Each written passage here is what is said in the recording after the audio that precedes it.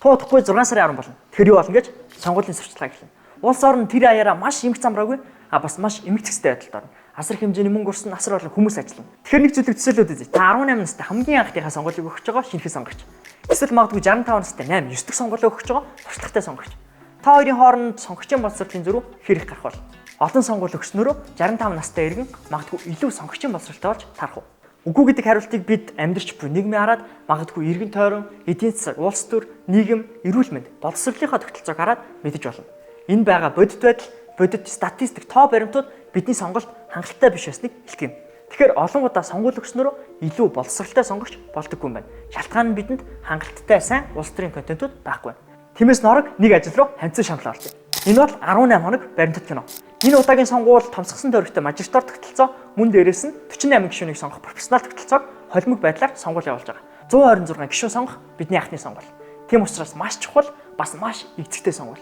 Өмнө нь Монгол улсад сонгуул гэж яг юу болдог талаар хараа тусаа баримтжуулсан нэг ч оролдлого, нэг ч баримтат кино байхгүй.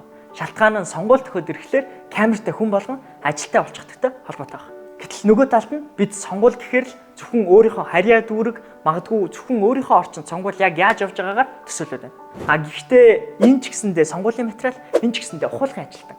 Бас энэ ч гэсэндээ сонгуулийн байр. Ингэсэндээ бид нар зөвхөн өөрсдийнхөө баабал дотор, өөрсдийнхөө хөөсөн дотор сонгуул гэдэг зүйлийг зөвхөн өөрсдийнхөө линзээр л харж байгаа гэсэн.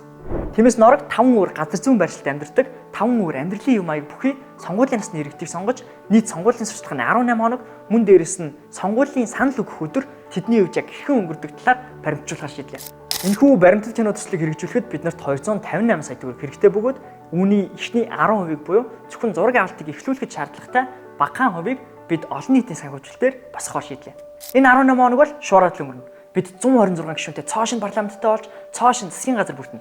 Гэхдээ хэвээрээ үлдэх ганцхан зүйл нь сонгогчд.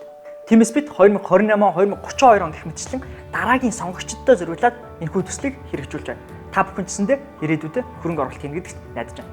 Хэрвээ та бидний зорилгыг үнэлж Монгол улсын ардчлал, иргэдийн улс төрийн боловсролд урт хугацааны хөрөнгө оруулалт хийх хүсэх юм бол тайлбар хэсэг дээрх холбоосоор зочилж өөрийн хувь нэмрийг оруулаарай.